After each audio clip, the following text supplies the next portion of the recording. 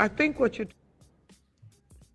Peace and love, everybody, and welcome to Black Press USA's morning show. And this is where we bring you the headlines and the culture. And I have a real powerhouse in the building today.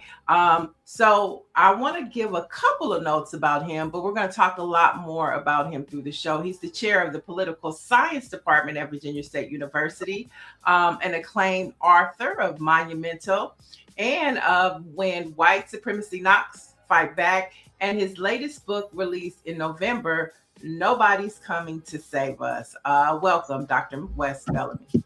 Hey, what's up, sis? How you doing? Always good to be here with you.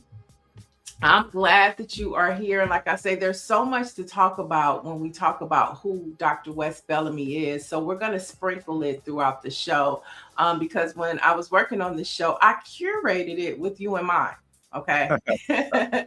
It's a lot going on in our country, and you are a voice that can speak truth to it and from the perspective of how nobody's coming to save us, but how we need to save ourselves. So I'm really excited to have you. Amen. Amen. Looking forward to doing it with you. Let's get it. Okay, let's get it. So we start the show off with a poll, right? And so our poll this morning has to do with Black history turning 100 years old. And so with everything that's going on with our Black history being snatched, the question is, what do you believe is the most effective way to protect our history from being erased? And so, Chad, of course, you know this poll is for you and you got to chime in. And so the options are legal action, street activism, C, independent institutions, or D, community storytelling. So let me repeat the question again. What do you believe is the most effective way to protect our history from being erased? Is it A, legal action? Is it B, street activism? Is it C, independent institutions? Or is it D, community storytelling? I'll let you go first, Dr. Bellamy. Dang, I need an E. All of the above, all of them, every single one of them. There is no wrong answer here. We got to put pressures on the courts by going the legal route to ensure that our democracy is being upheld. We need people in the streets to be able to make sure that our voices are heard. We need individuals to build our own institutions so we're not relying on anybody else, like you said, and like the title of the book, Nobody's Coming to Save Us. And then more than anything else, we need to be willing to remind ourselves that we have everything that we need within each other to get to where we need to be. Again, nobody's coming to save us. So let's do all of them to get to where we need to be, because we know our young people, our grannies, our aunties, our uncles, our cousins, our brothers, our sisters are all depending on us to do what we have to do to get us where we need to be. Okay, so the chat. Okay, I'll get to my. I think it's all of the above too. But I guess for me, as a journalist and being a producer, storytelling is a big way for me to help us preserve our history. But I do believe it's E, all of the above. Dr. Marilyn is saying community storytelling. Helen is saying community storytelling. Nancy Wall agrees with you, all of the above. And somebody says we got Happy Black History Month in the flesh. There we go. We sure do. Good morning, Dr. Marilyn. Good morning, Sandra Brown. And then Orange G, our OG, which he's going to love you on the show because he does a podcast every Friday on HBCU Sports. And so, that's what's good. Yeah, so he's going to like what you have to talk about today. But he does say Happy Tuesday. And a story that all Black men should look into. Facial recognition is junk science, and it struck again during Mardi Gras. Long story short, a Black man was arrested at a parade. While you asked, his face came back as a person who was responsible for committing crimes against children. The man was falsely not by the victim. It wasn't true, basically. So it's called the junk science. And then, okay, so we have the chat is chatting.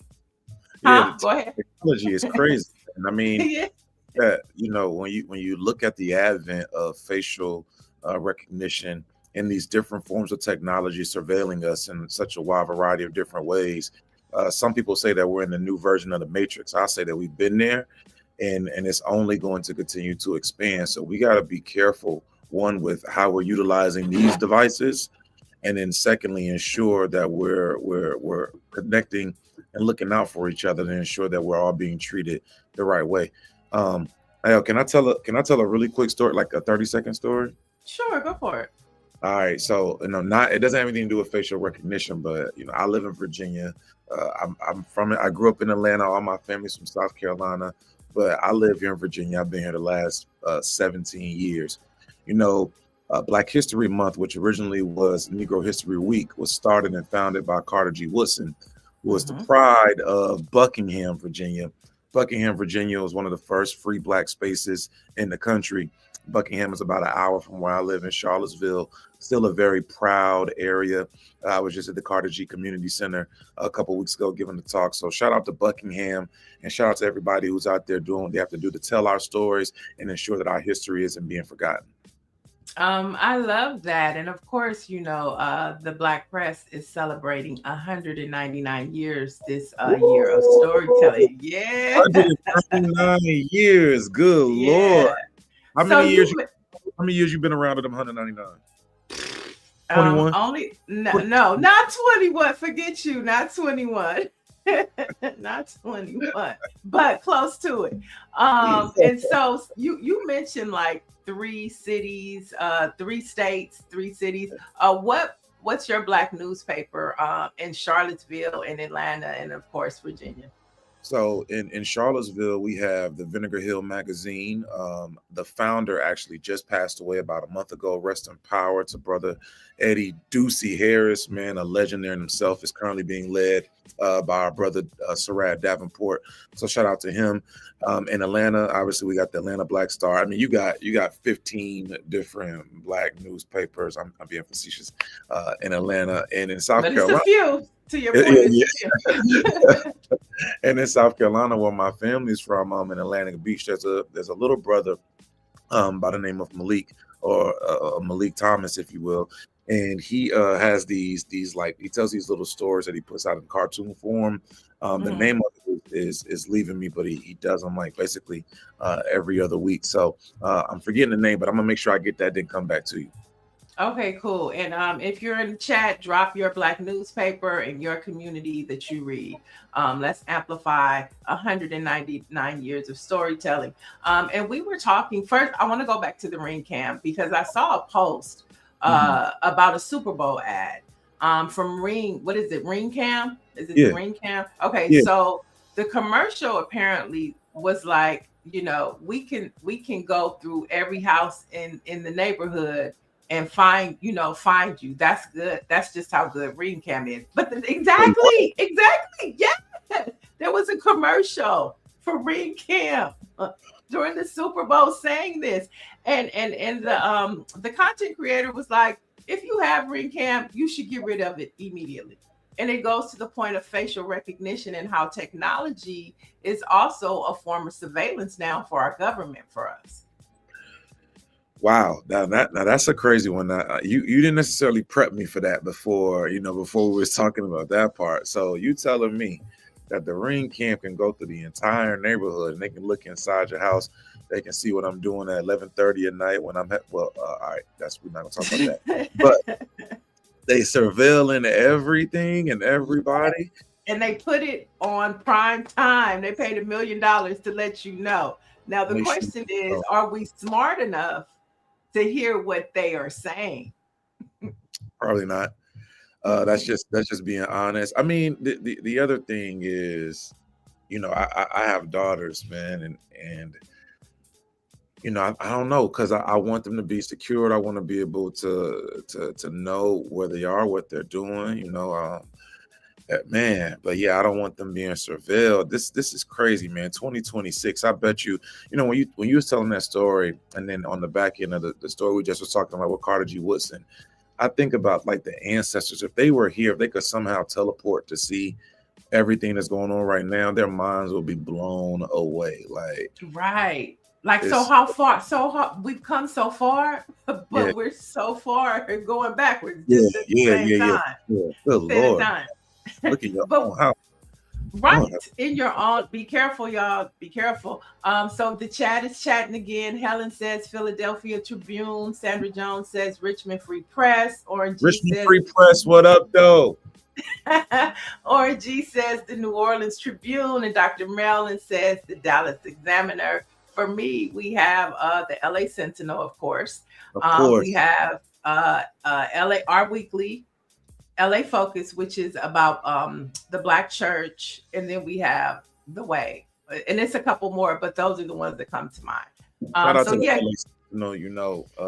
there was one time I was in LA, man, and you know what I mean, sure, I had some real good soul food. All the food on that whole strip and that block is good. You know what I'm saying, man? I got Earl's Grill, yeah. of But I Earl. mean, Yeah, man. but you came and we did some really cool connections at the LA Sentinel. We did, not me. We did. I said we did. No, we did. And so I think I always talk about how the Black press is about news, views, and advocacy. It's not that we just told the story, but we connected some dots too, to help, save ourselves, as you say. Yeah, so when I'm going to back out, I'm saying, I mean, like, what's going on? I know we got a show to do. Trying to get this trip together. Well, we gotta talk about that later. So the Indianapolis Recorder is in there. But I want to go back to our poll because we're talking about how we tell our stories. And I think as we have the show, there are some things that you've done that are kind of connected to a lot of our stories. And for Black history, I think about, you and what happened in Charlottesville. And then for those of our viewers who don't know, Dr. Bellamy was one of the leaders who stood tall during the Unite the Right rallies, leading the charge to remove symbols of white supremacy from public spaces. And I'm talking about the Robert E. Lee statue, the first one to come down, that turned into a documentary that you produced and put out, A Time to Yell, More Than a Statue, and of course the book. So talk to us a little bit about that and the history of that as it connects to what's happening today. Sure. I mean, ironically enough, as we're celebrating 100 years of Black History Month, in Charlottesville in 1921, there was a statue put up, two statues, the first of Robert E. Lee, the second one of Stonewall Jackson, and literally there was a Klan rally that was dedicated to while the statues were erected and then memorialized in our downtown area.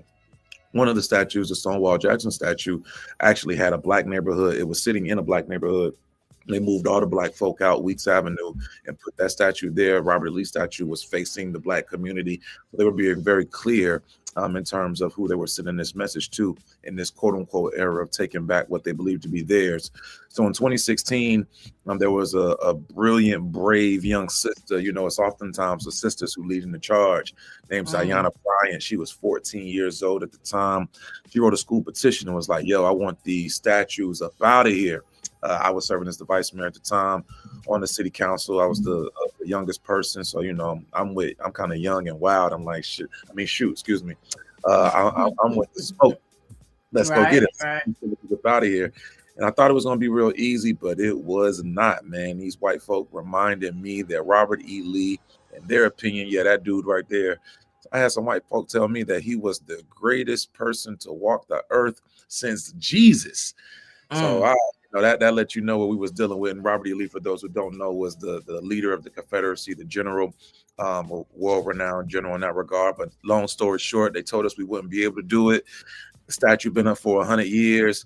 The statue came down, and that little pedestal where that picture was, there's a picture. I'll make sure I get it to you.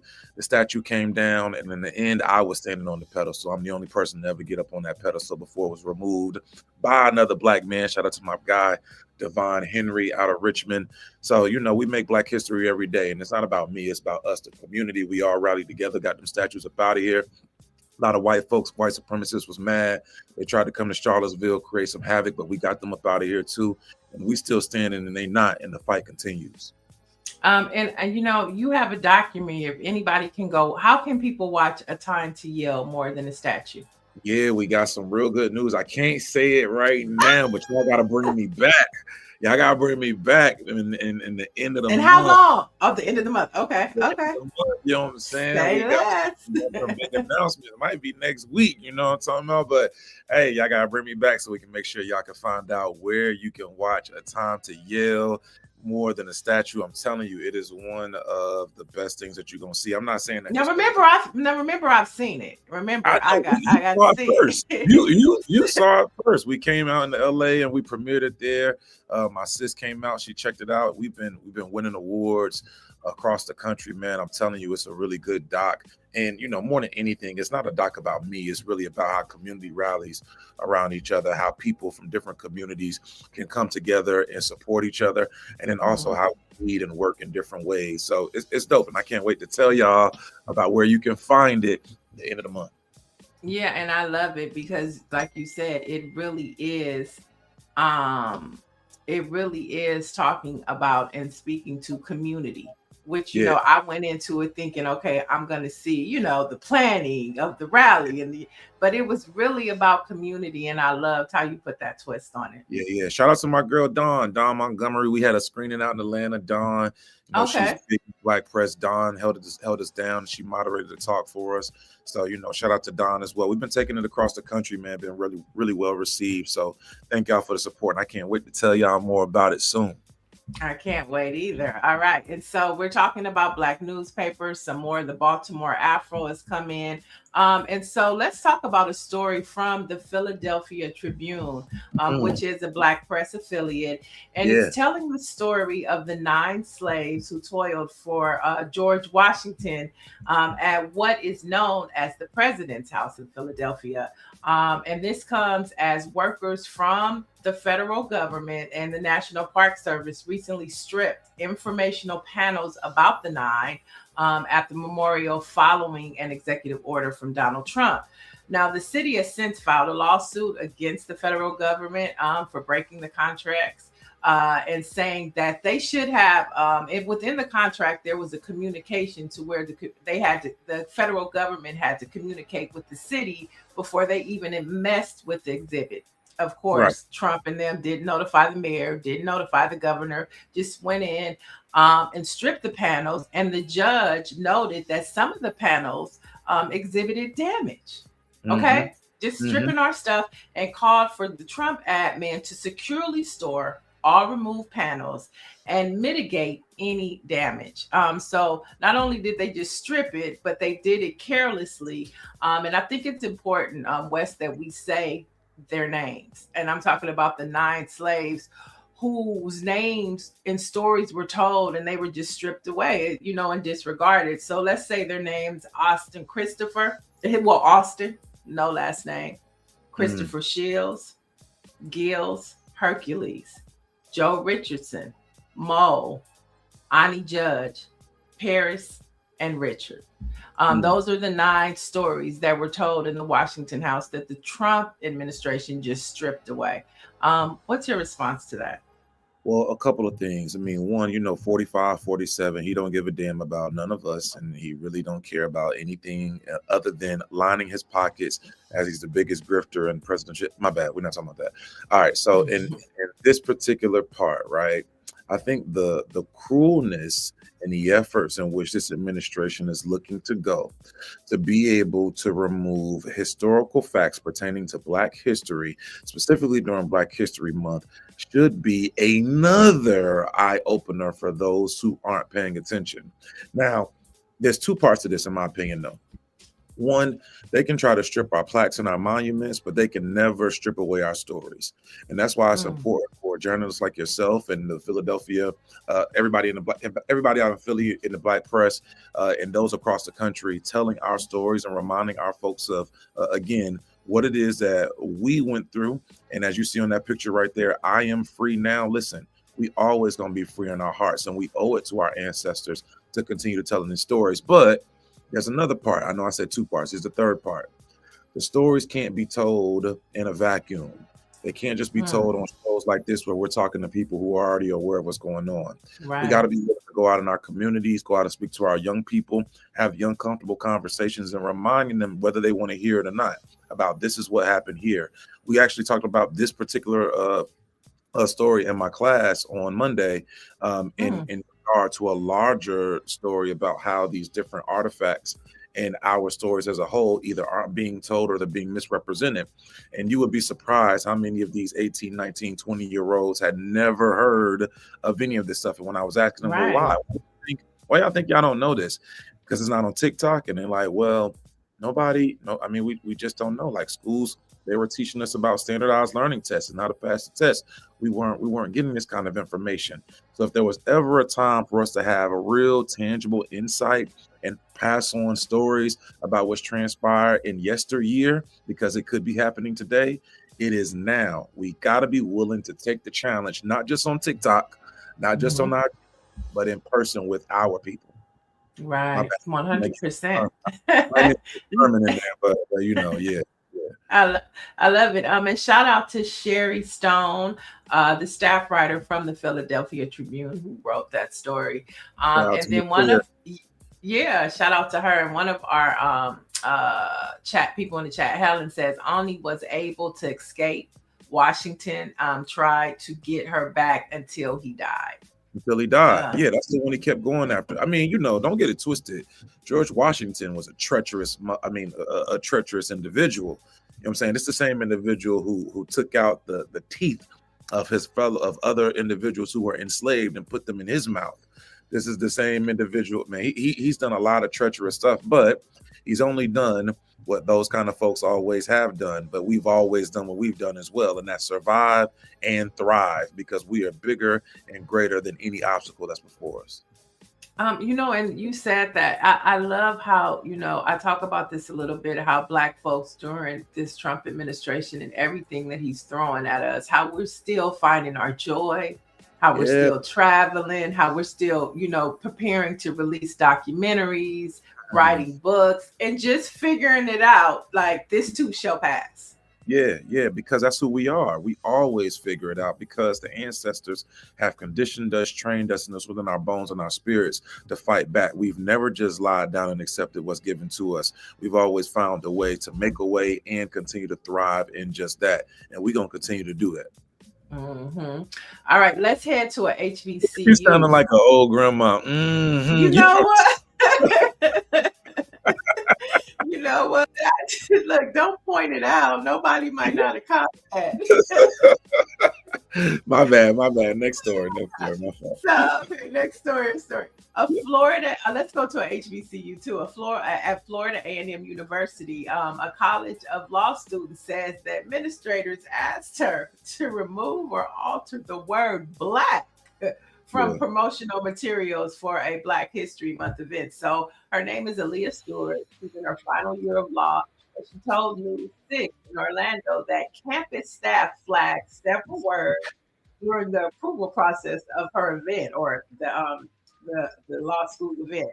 Those yeah, words included Black, affirmative action, and women. right. Organizers had to abbreviate or rewrite the language to move forward. And of course, Aaliyah described the directive as censorship. What you say, Wes? This is one of the more interesting stories in the country right now that I don't think is getting enough attention. Now, full disclosure, my big homie, one of my heroes, Dr. Donald Palm, is serving as one of the vice presidents at Florida A&M University. He is one of the last individuals who was able to remain over from the previous administration. A very, very stand up and honest dude, a great guy who was for us. And I Mm-hmm. will say, Dr. Palm ain't saying this. I'm saying this. I Mm-hmm. will say that that administration down there, first of all, as a state, has their hands in a wide variety of different things, especially within our institutions. If you read the statement in which the school put out in regards to not addressing the specifics in which the students' complaint came from, specifically Mm-hmm. regarding her having to remove certain words, black, woman, affirmative action, etc. Mm-hmm. What the school's administration statement strictly said was that they were following the code that has been set forth by the Florida legislator. And I think it's important, y'all, for y'all to understand, like in states like Florida, where the governor has been very clear in which he is anti-DEI, which in my opinion means anti-black. He is Right. anti promoting anything that is not of the quote unquote white standard. These Mhm. institutions who are receiving public funding and public resources have to be very careful and meticulous about what they allow to transpire and then how they're promoting different things. It is a very, very scary times for our young people. But as we talked about in the last segment, our folks are always resilient and we are very strategic. So instead of them putting black BLACK, they just abbreviated. They put BLK. You know what I'm saying? They found That's yeah, what they they did. I love it. different ways to get Figure around. it out. Yeah, they found different ways to get around. And this young lady, in this particular story, this is an event Aaliyah for Stewart. Uh-huh. shout out to Sister Aaliyah. She's a representative of BOSA, and for any our attorneys out there, BOSA historically has been or stands for the Black Law Students Association. So I mean, like this is a nationwide college or law organization. This isn't something that's specific to their campus. Like they have literally chapters across the country, and even pre BOSA chapters. We have one at my institution at VSU. So again, Mhm. this isn't something that's specific to FAMU and Florida, where she's just trying to cause a ruckus. She's doing what organizations who are a part of her or chapters that are part of her organization have always done. But nonetheless, again, they found a way around it like we always do. And we got to support those young sisters. So let's shout out to little Leah, man. We got to figure out how to send her a couple dollars, get her some Starbucks or something. You know, they like Starbucks. Such a professor you are. I hear the professor in you right now. Gotta But help her I want to bring up the president of FAMU now, Marva Johnson. Now she was pretty much appointed by the government, right? What you By mean? What you huh? mean? What you mean? Pretty much. She was appointed by the governor. I don't know what. Yeah, yeah. Ain't Yeah, no. I We think ain't that's gonna important sugarcoat to that. know. Yeah, Yeah. we ain't gonna sugarcoat that. You know, it was a process and whatnot. The new board was all appointed by this governor and this legislature, and this young lady that their current president was appointed by that board. And you know, I'm not here to disparage or speak negatively about their president or their board. I believe that you know she deserves to have the opportunity to help that institution thrive. They have a very strong and proud alumni base, and I Mhm. know you know that they are very loud and proud about what they want to see done at their institution. And I trust my guy, Dr. Palm. You know, I know that he's going to make sure things are right.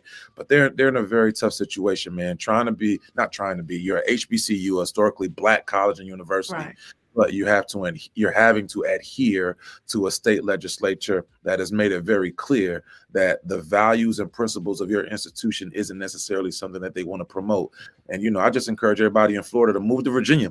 You want better, just move to Virginia because you know, it's black. Yeah, and also, other HBCUs and red states should pay attention because this is how precedent is started, right? Yeah, It happens here, they'll get the idea, and it'll be at Grambling State University next because we know yeah, how that governor is. yeah, man. Tell Oh, you, come to VSU. Come to VSU.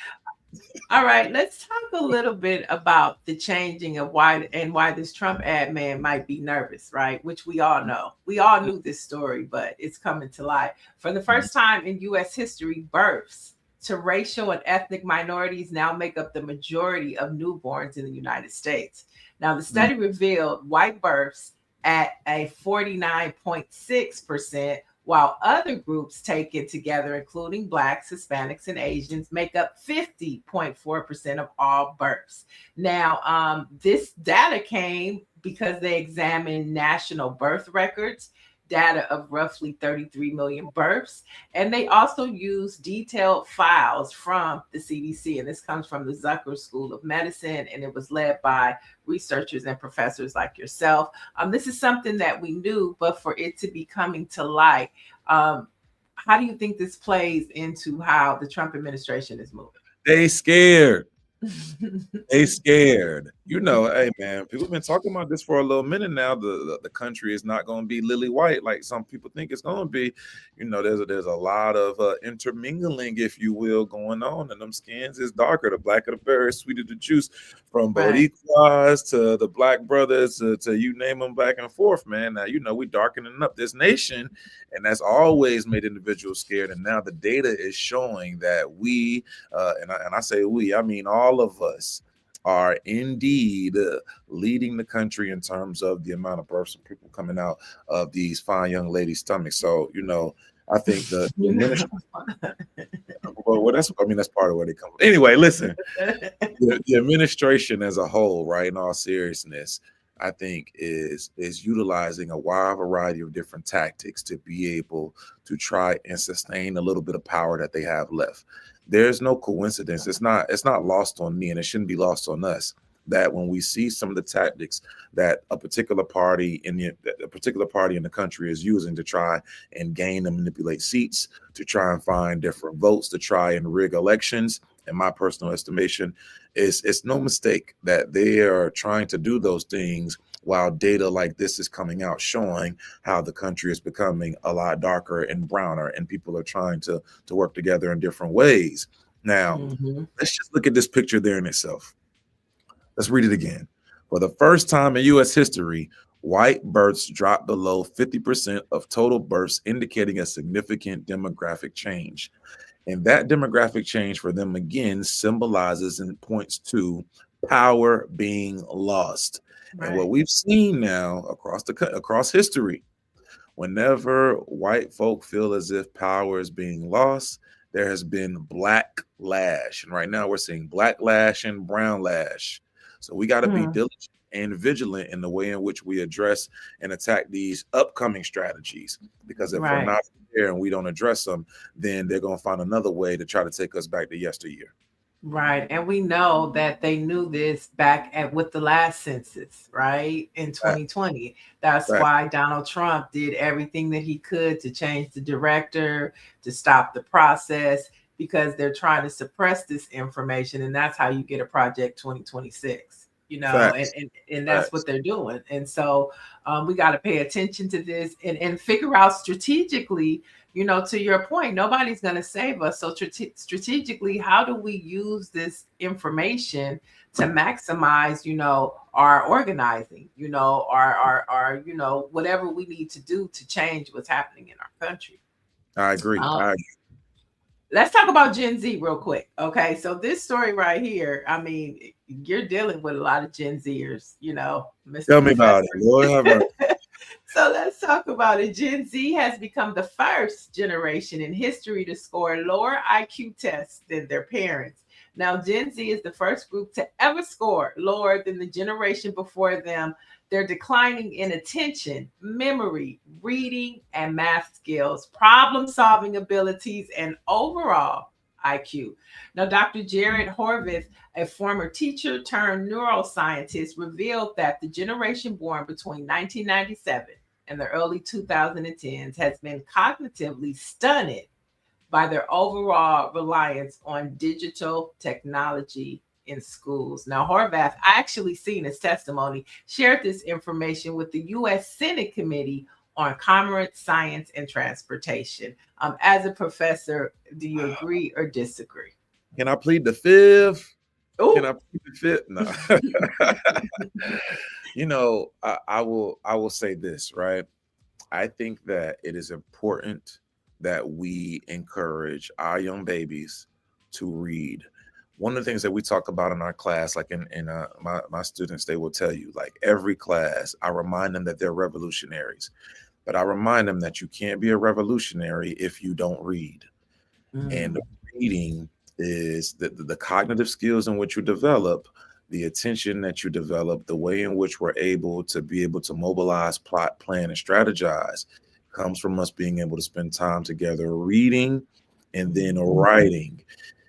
I will say that for some, it is not what they are necessarily accustomed to. But I will also say that I'm willing to bet that those who are old, those who were born pre-1997, also may have some cognitive deterioration, because it ain't just the babies who are addicted to these.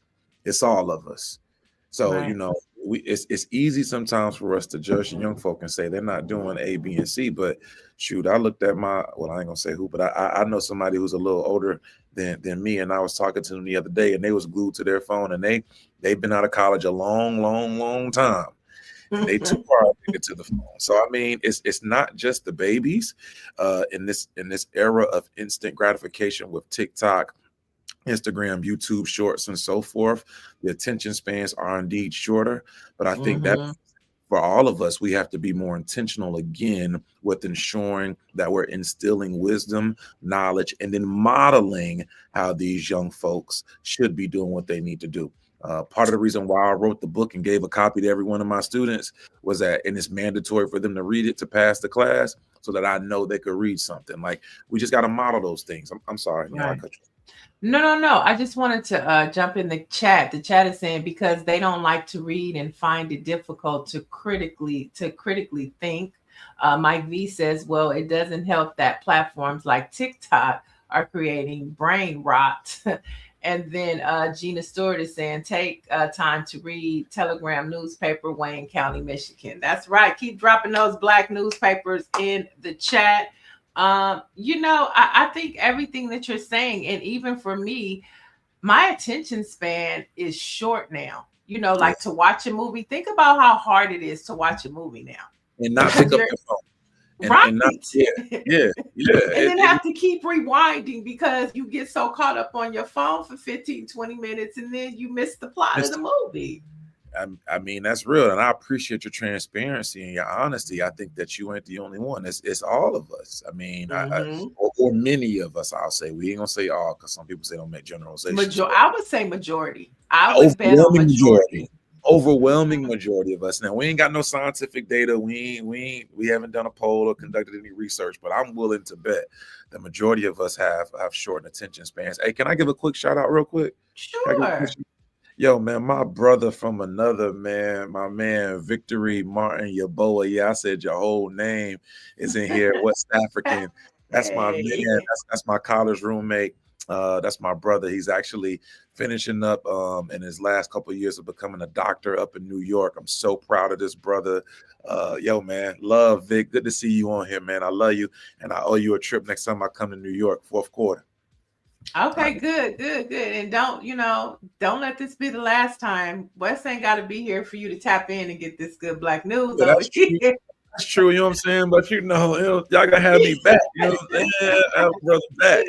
You coming back. Okay, so but technology, like cursive writing, do your students know how to sign their name? Hey man, hey man, look, I ain't here. See, that is wild. That is wild. They got electronic signatures, man. They got electronic signatures. That is wild that people don't know how to sign their name. You know that you said that, right? I'm going to give them an assignment.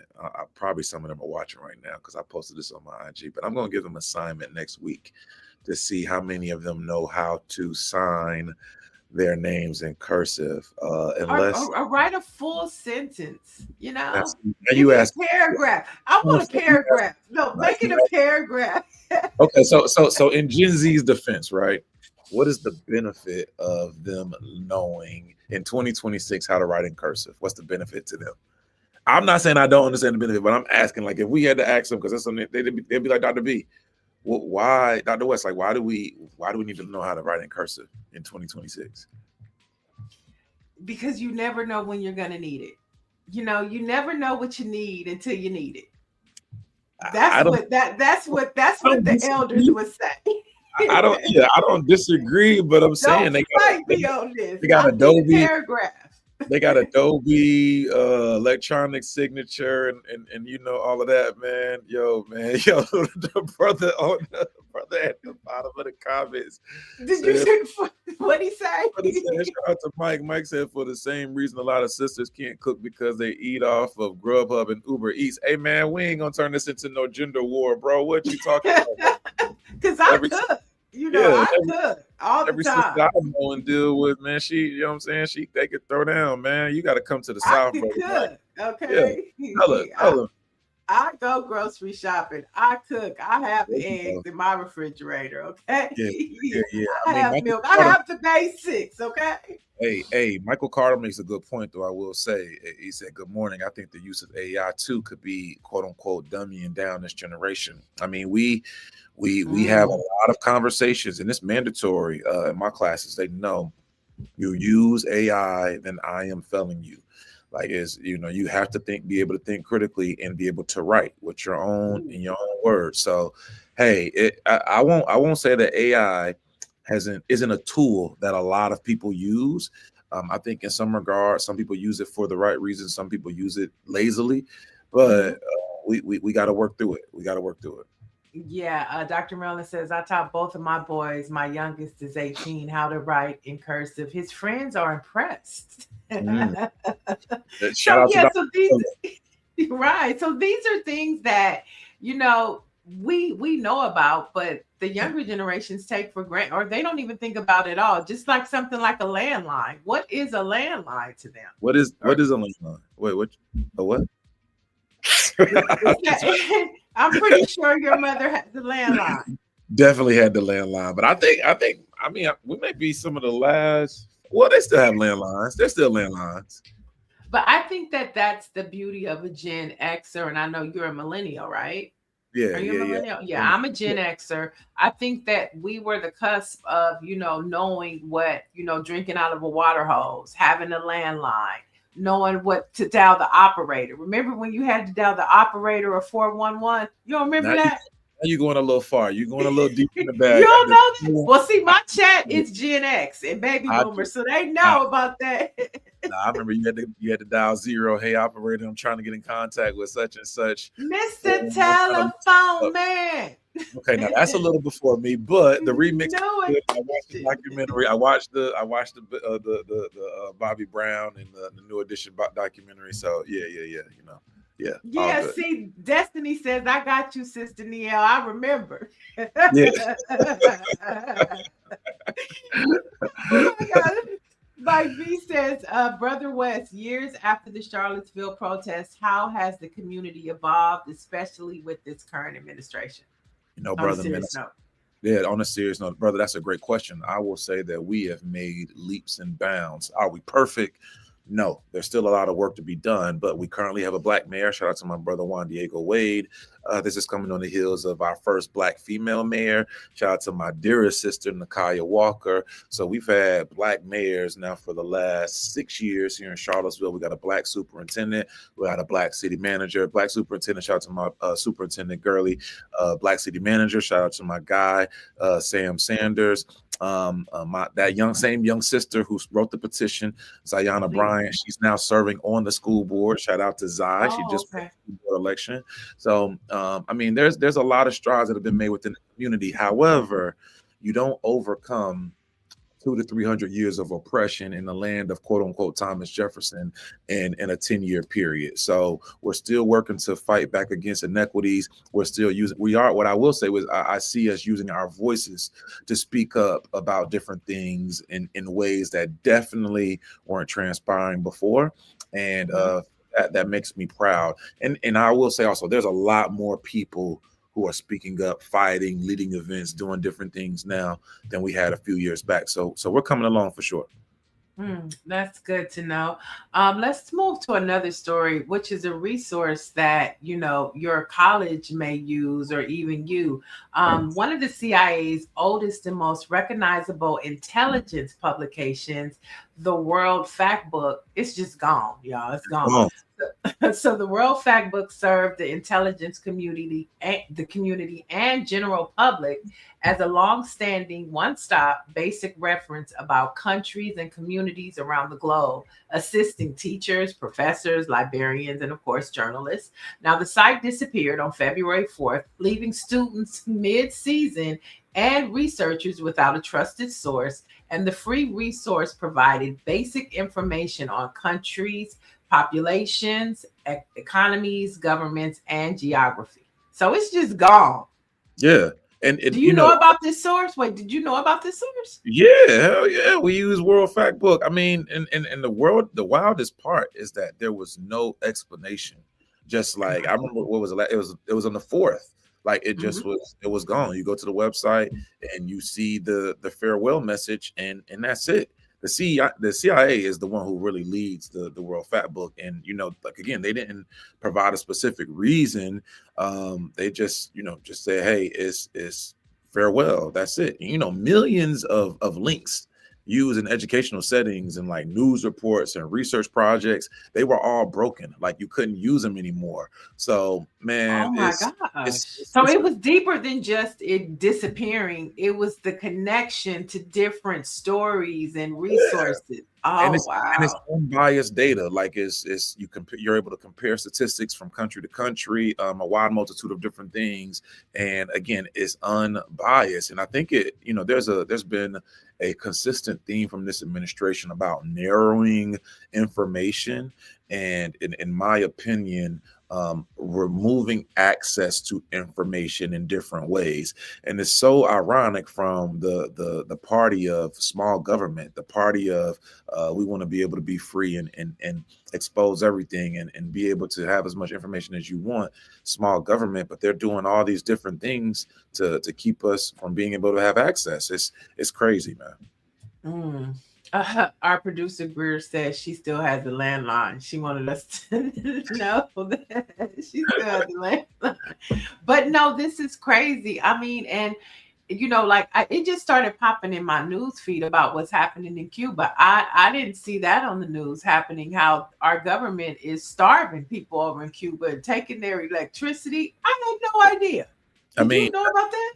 That's the thing. Yeah. But listen, if it's not on your algorithm, like you got to think how most of us consume, how many of us rather consume news and information these days. Thank God for platforms like this one that allows folks to be aware and be informed. But for a large majority of people, they're receiving their information and their news on social media, which is inconclusive, but then also is controlled by algorithm. So if the algorithm by design isn't allowing you again to have access, then you won't know. I mean, many people are living in a bubble, and this information just isn't coming across, which is again why it's so important for outlets like this one and the Black press as a whole to speak up and speak out.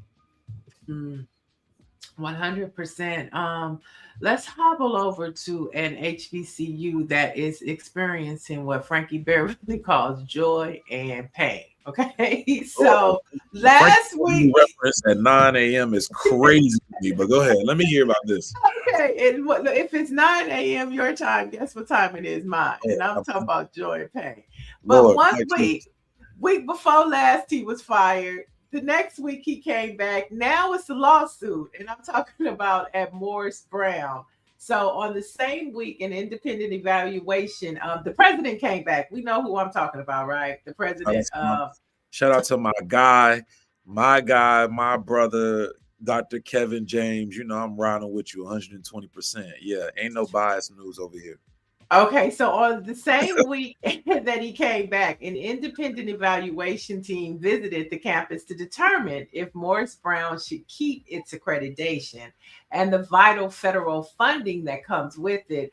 Now the school is being sued by the former member and a board of trustee member. And in the complaint she's filed, Nzinga Shaw claims that the college did not pay her for her work as an interim president, but it was only for like a week and a half, right? But if that wasn't enough, there's a video going around that shows the president making a sexual explicit remark regarding a potential employee. Now, I don't want us to show that. Yeah. I don't even know if we should. Should we show it or should we not? No, we should. Okay, we're not gonna. Okay, we're not gonna show it. We ain't showing that. Okay, we're not gonna show it. But my question is, is it AI or is it real? It's AI. He innocent until proven otherwise. He innocent. Now, let me just tell you, the video is very explicit. I'm sorry, bruh. I got that video looks very real to me. Oh man, dang, the producer And I what? hate Okay, to say Greer. it. What does he say? Go ahead, Greer. What does He say uses in the the D word. He says it. He He was talking about implies it. dominoes. He was talking about dominoes. Like you got to, you know what I'm saying? Yeah. Dominoes. Okay. You know what I'm Okay. saying? Dominoes. So what do we do? What do we do? He looked like he had gas. He couldn't. I mean, like AI could not. I'm sorry. That little video looked very real. You know, I think he was just playing. I think he was. So the way Destiny says, definitely not. Let folks look it up for themselves if they want it. Okay. So look it up or don't look it up. But basically, he was making references of the D to a potential employee. It was caught on video. I don't know who has it out for this president. I don't know who has it out for President James, but the work that he's done. I think this is and is doing, you know, is important. I remember we interviewed him back on the Black Report when he was trying to get the accreditation back, and he did it. And just last week, T.I. donated 75 or 50,000. You know, Nakima Williams, the Congress member, donated 700,000. So the work that he is doing is undeniable. But the question becomes, does that still matter when he's making those type of comments to potential employees? Well, let me, in all seriousness, right? And I gave the disclosure, like that's my man. I got a lot of love for Dr. James. In all seriousness, I would be interested in hearing his side. Some individuals may say, well, it's there in plain sight, but I don't know the context in terms of like what this relationship was with this person he was having a conversation with. When the video that I saw, it looked like it was a bunch of people on the call. I thought that he was joking. Like I in all seriousness, like I thought that he was just joking with somebody, and I do think that somebody has it out for him. I hope that this doesn't negate all of the work in which he's been able to do for this institution, like literally revitalizing and revising this institution. And I'll also say that this is a very common theme out of the playbook of Black leadership in terms of when individuals rise, they begin to do good work, there's always a character attack of sorts.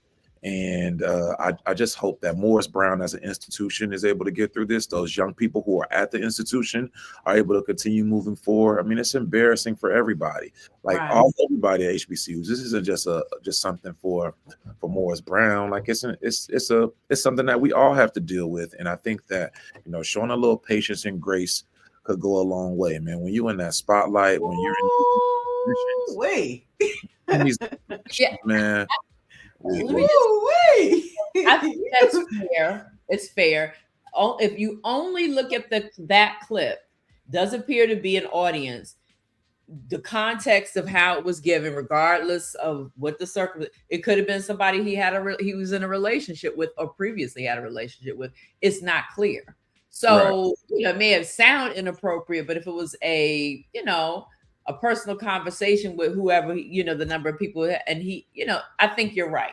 But I also think that it's the context of what he was talking about too. He was talking about employment and he was talking about sexual references. So I think that's the issue. If it was just a personal conversation, that's one thing. But he was mixing that was a business. No, you're right. But if the context was, this is someone who I had an intimate relationship with, and now, you know, I had considered having her as my, you know, assistant, but, you know, blah, blah, blah, blah, blah. I mean, I mean, you know what I'm saying? Without really, I didn't think know. Yeah, like we don't know. Context, it was really because we only had that clip. And I do think it's now for whoever did it, they did try to set them up to even be recorded, and now it's out there. And I think the bigger question is, you know, who has it out for President James, right? Because, you know, they let him go unknowingly, you know, and then there was a big campaign. He was on Roland Martin, you know, what happened? Why did you terminate him? He said he didn't know. Then they, you know, bring an interim president in, and then less than a week and a half later, then there's this expose put out on the AME church, and the connection between the AME church, and then all of a sudden he's back. So it's like, what is going on at Morris Brown? And I think it also brings up what you were saying, Wes, about it's embarrassing. That school has been through so much. And, it's like they've been redeemed. They keep coming back. And although he's good for the school, it's also like, what is going on? Well, again, I think it would behoove all of us. And yeah, I'm saying this because I know him, and know him well. I think that sometimes grace and patience can go a long way. And I think that in this era of wanting to sensationalize everything, we have to be able to be gracious and patient with our own, especially when they've proven to us the amount of work in which they're able to do to uplift our people. What he does in his personal life, honestly, to me, that ain't none of my business. Now, again, I want a level of professionalism to be maintained, but I don't know the context of that conversation. And I'm just speaking candidly. I think Kevin is smart enough to not be having that kind of conversation with 10 other people on the phone and then all watching. And again, there's other people on it. I don't know what the context was. And I ain't gonna let it be taken away from the fact that while we talking about this with Kevin James, and while some people were mad at Jamal Bryant and his wife's dress, Trump just went into the Fulton County Office of Elections and is trying to steal all of the voter rolls. I ain't gonna let any of that also be moved away. We got a 34 count felon in the White House, and we over here talking about what this president did. Okay, well, I'll say this: we can walk and chew gum at the same time. We're gonna move. You right. You right. We gonna move to the next story. We gonna track this one. Yeah, move on. And congratulations to President James and Morris Brown for their almost $1 million donation from hip hop and the federal government. Okay, let's talk about tenure. We have the professor here, the chair of political science. Let's talk about some what's happening in Oklahoma, where professors are opposing Governor Kevin Stitt's order ending tenure. Now, the Oklahoma governor signed an executive order prohibiting public regional universities and community colleges from granting new lifetime tenure to faculty. Now, this is shifting to renewable performance-based contracts. Existing tenure is honored, but all tenured faculty will undergo mandatory 5-year reviews. So I don't know if that still keeps tenure, but the professors fear it will limit academic freedom and lead to a decline in education quality. As a professor and a chair of a department, what are your thoughts on this story? This is crazy. Let me just be clear. This is crazy. Any of y'all who are out in Oklahoma and y'all looking for a job, we got plenty of them over here in Virginia. I'm just being candid. We don't have we don't got no crazy governor like this gentleman. I mean, I want people to do their research on who this governor is and his attack on education as a whole. This is the same guy who Governor Stitt, who was adamant about the 10 Commandments being placed in Oklahoma K-12 schools. This is the same guy who has been a staunch supporter of removing anything revolving around DEI, Black history, things of that nature. And don't get it twisted. Oklahoma has a HBCU there. Their institution, Langston University, was named after the same person who helped found Virginia State University, John Mercer Langston. You can do your Googles on John Mercer Langston, arguably one of the first Black elected officials in United States history up in Ohio, the founder of the Howard Law School, the first dean at the Howard Law School, and then the first Black person to serve in Congress in Virginia. So Langston University is a very historic place, to say the least. And when you look at the impact and ramifications of removing tenure or not allowing those to be able to earn tenure does a couple of things for a couple of different reasons. One, it allows persons to be able to have academic freedom to teach what they how they want and ensure that a level of knowledge is being embarked on our young people. Secondly, it also ensures that an administration on the college level or even higher can't just come and do something nefarious and take your job from you, like you've earned that. And then thirdly, people work much of their academic careers to be able to be in the position to have the autonomy and get the prestigious prestigious award of earning tenure. Like that's a very, very serious thing. And because, in my opinion, this administration is so threatened by intellect, they are willing to do anything in which they can to try and remove these intellectual persons from being able to tell the truth. And that's the real shame in all of this. Yeah, and then like I said before, like this could set a precedent that it could, somebody else adopt it, and then before you know it, it'll be in Virginia. Nah. Because let me tell you something about out here. Y'all think them statues we had some beef? Let y'all come. All right, anyway, y'all, let's move on. No. Are you tenure? Yes. Okay. All right. And so talk about like what that means to a professor. Like, what is the process to have tenure?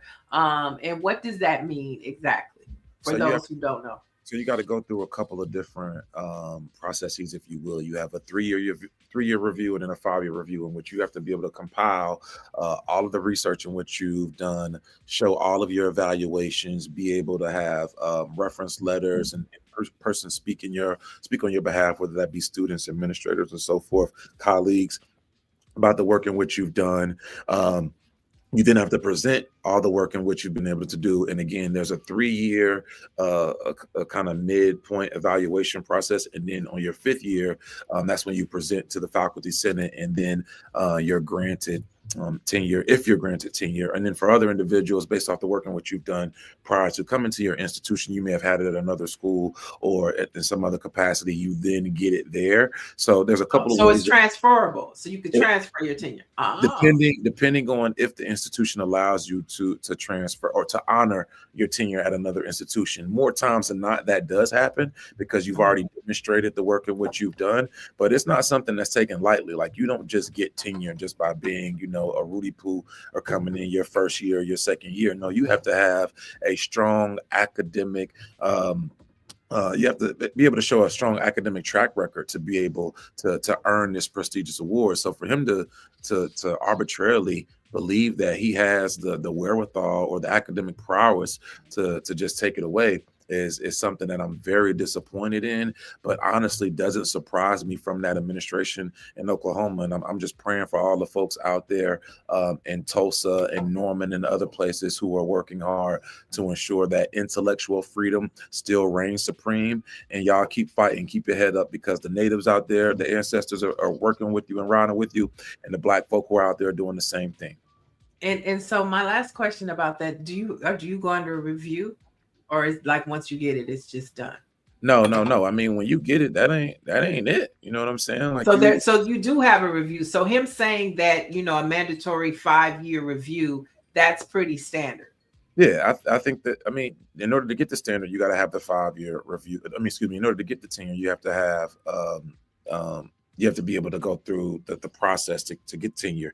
And then, then after that, if you will, if depending on, again, how your institution works, like there still could be an evaluation process. Every faculty member still has to have an evaluation process if they're teaching courses from their administrator. Like, that's just standard. So it's not like you just get to do whatever you want.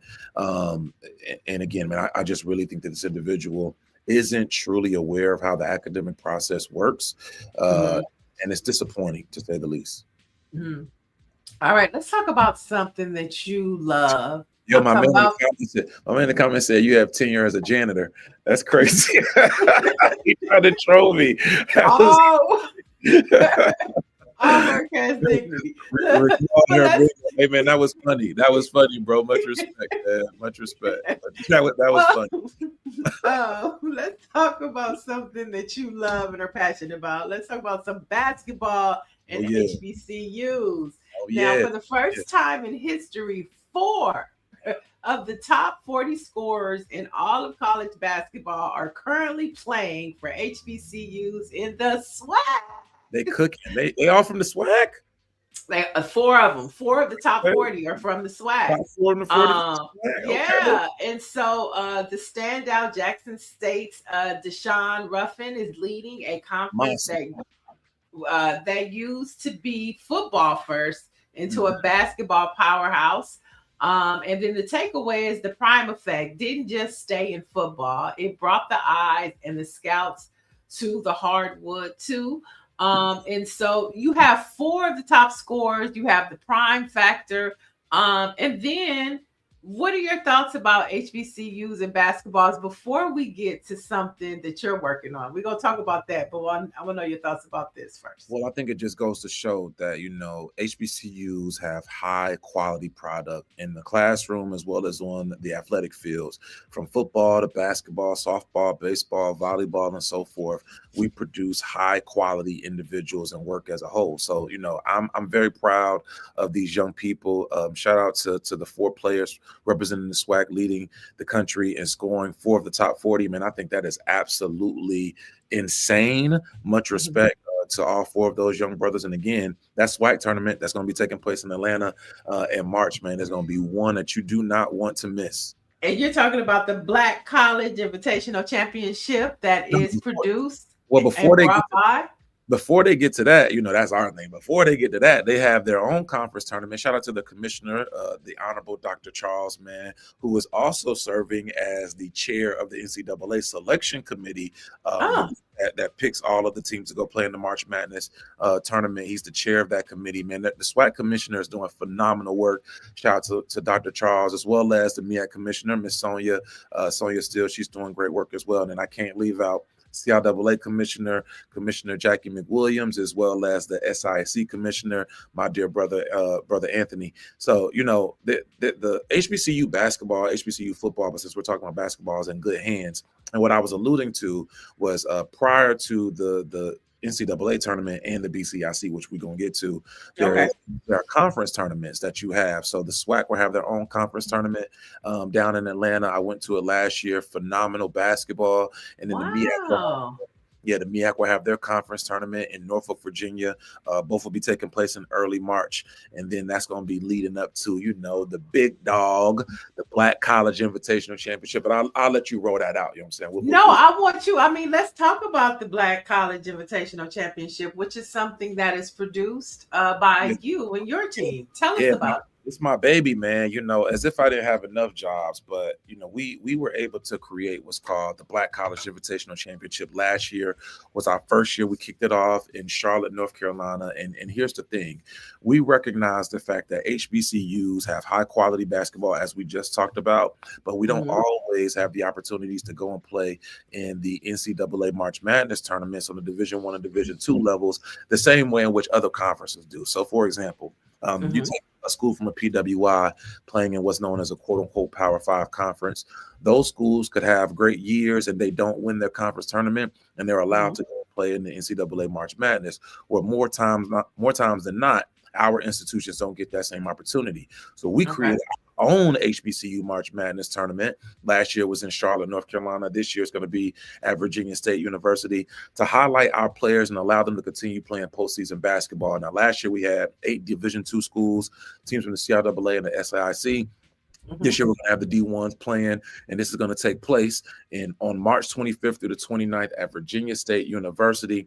Yo, man, it is going to be a phenomenal event, from step shows to athletic director symposium to cheer and stump competitions. Y'all got it up there. Education Day, where we'll be giving away scholarships on the spot. Every team that played last year received $10,000, and in the winning schools, they received $25,000. So, man, it's really about giving back and supporting us. So we want everybody to come out. BCIC Education Day, again, that's going to be at VSU the 26th and 27th, and then the games will be taking place the 27th and the 28th. So it's a great weekend, man, and we hope that y'all can come on out of Virginia. Make sure we get the Black Press out there to show us some love. I'm sure Dawn Montgomery is going to cover it for us. She's on that HBCU beat, along with our other journalists. What's the name, Greer? What's the name of the other journalist? Itoro and Don, they are on the mission for HBCUs, and so they bring us all the great content. So we got to get that out there. Follow the page, BCIC, Black College Invitational Championship. It was just up on the screen. We highlight games of the week, games to watch every week. We highlight different players. We make sure that everybody knows about what's transpiring and going on in the realm of HBCU basketball. And again, we don't have to beg anybody else to allow us to play in their stuff. We can make our own stuff, which is what we did, and that's what we're going to continue to do. Now, it is hard, so we need y'all support. Make sure y'all come on out and support us. It is challenging to say the least, but nonetheless, we're gonna get there. All right, well, let's do some collaborations. That feels like Feel Good Friday to me. So let's talk about ways we can collaborate and help amplify what's happening at the Black College Invitational Championship. For sure. Let's do it. Okay. So let's talk about what's happening over with The View. So here's some tea, y'all. The FCC has launched an investigation into The View over possible violation of equal time rule for political candidates. Now, the Federal Communications Commission is opening an investigation into the show after Texas State Rep James Tallarico appeared on the show. Under the equal time regulations, all legally filed candidates, regardless of party, would be allowed the same amount of time on the same program. Now, Tallarico had around 9 minutes of airtime on the show, while his primary rival, Rep. Jasmine Crockett, had about 17 minutes of airtime on the show. And so we saw them go after Jimmy Kimmel, and this is like just a loophole for now them to attack The View. It's always something, man. Shout out to our dear sister Jasmine Crockett. Shout out to Tallarico, man. Shout out to Jasmine. I love you, Jasmine. Keep pushing, sister. Shout out to The View for allowing our people to have their voices heard. Segments, they can't control segments and how conversations flow. If for whatever reason the conversation isn't flowing a certain way, that doesn't mean that they are doing something nefarious. They have an obligation to essentially ensure that both individuals are represented or have the opportunity to come on the show. That doesn't mean that they're doing anything nefarious. I mean, this is just another attempt from the administration, this fascist administration, to try and use a heavy hand to meddle in things that they have no business doing so. I want to go back to a couple of comments. Dr. Maryland said, that's crazy. They didn't give Dr. Cornel West his tenure. And Nicole Hannah-Jones, she had a problem with tenure. That's why she ended up at Howard University. She was on at UNC. Mm-hmm. And then we have Nancy Wall. She says, congratulations to you. That sounds great. We're going to keep that story going and help promote what's happening with that championship invitational. And then we're going to go. David Youngblood said, didn't Reagan get rid of equal time? I'm not sure. Reagan, yeah, I don't know. Yeah, I don't know. But man, it's just another thing. Again, it's always something. It's always something. Mm-hmm. Right. So, we'll keep going. Let's do a little quick before we get out of here of the Olympics. Norway is leading with 5 gold medals. So they're in the lead. Switzerland falls second with 3 medals. Italy, the host, hosting the Olympics, they coming in at 2. And then we'll just jump down to the United States where we have 2 gold as well. So Norway is leading with gold medals. Do you watch the Winter Olympics? I love it. I love it.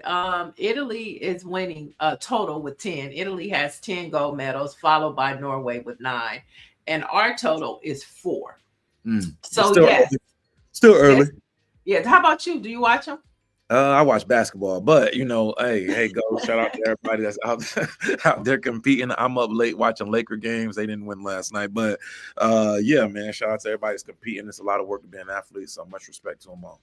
Yeah. I think one of the biggest stories is coming out is of the U.S. skiing legend Lindsey Vonn, who she broke her leg or something, right? She broke her leg, but she tore her ACL. Is it an ACL? ACL, yeah, and then went back. She tore and then went back out there and skied, and she's saying that it wasn't the ACL; it was her hitting the flag that had her break her leg. But girl.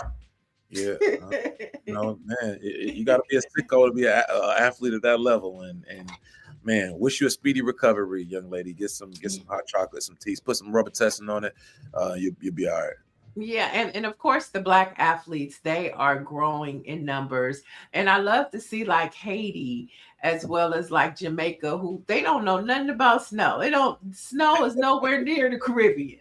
But yet they are excelling and thriving in the Olympics. I think that's pretty cool. So we're going to have more stories about that as well. Much respect.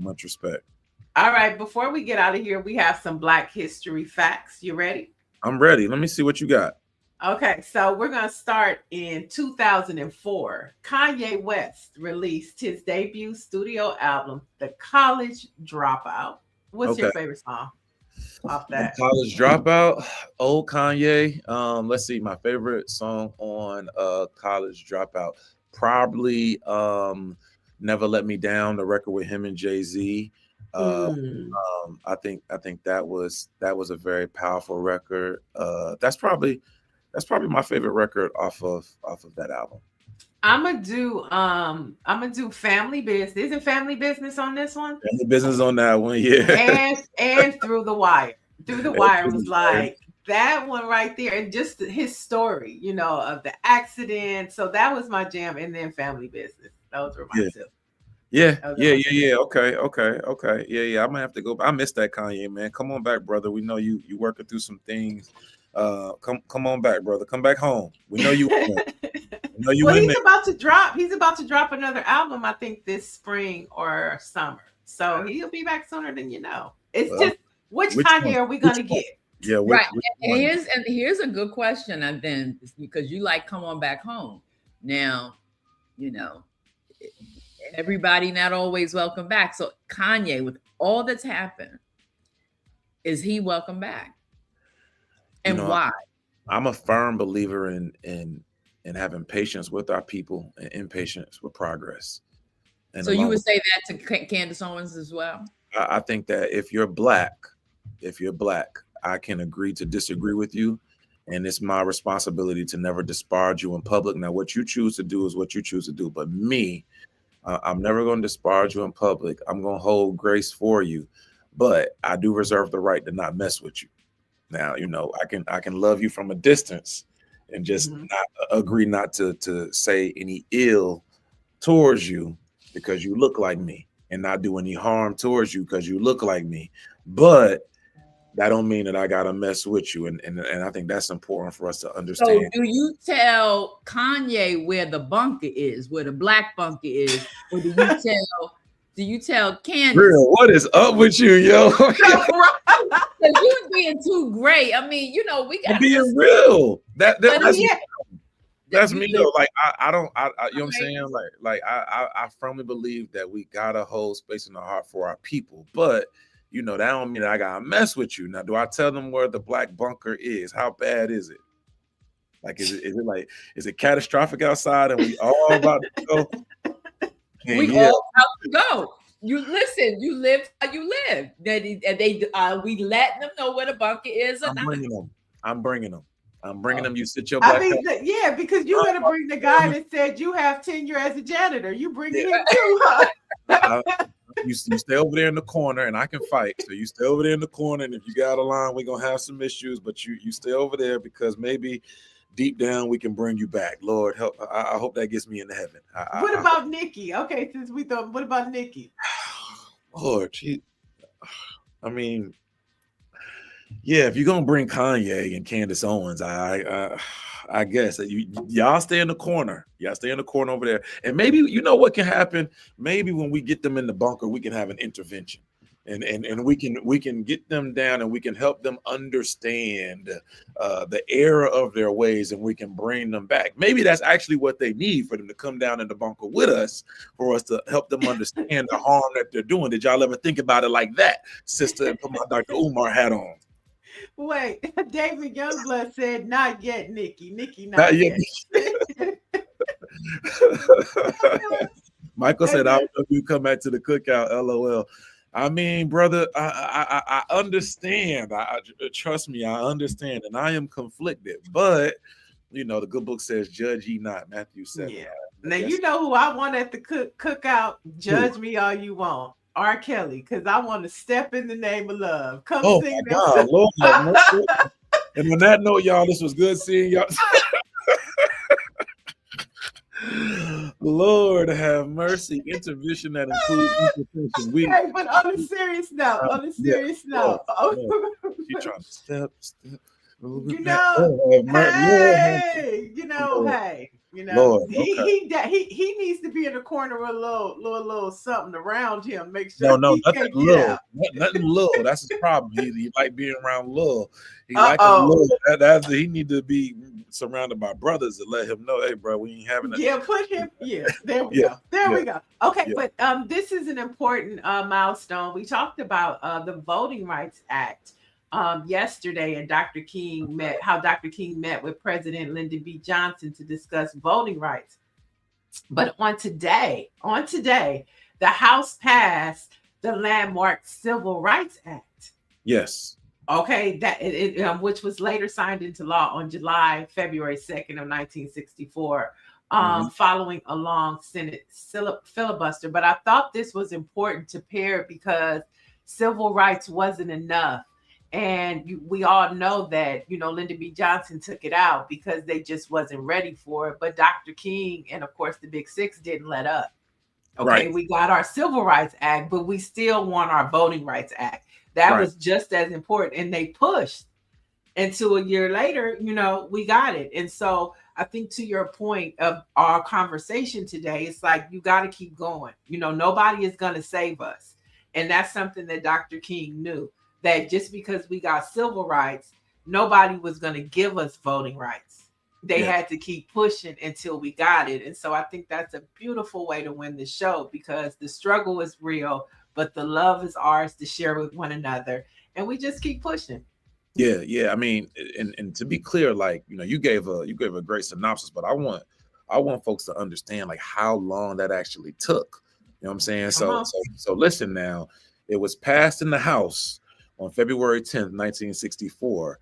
It wasn't passed into law or got through the Senate. It went to the Senate on February 26th, but then it wasn't signed into law until July 2nd, 1964. Like, there was a long filibuster that was associated with that. And then you got 60 days of filibustering in the Senate.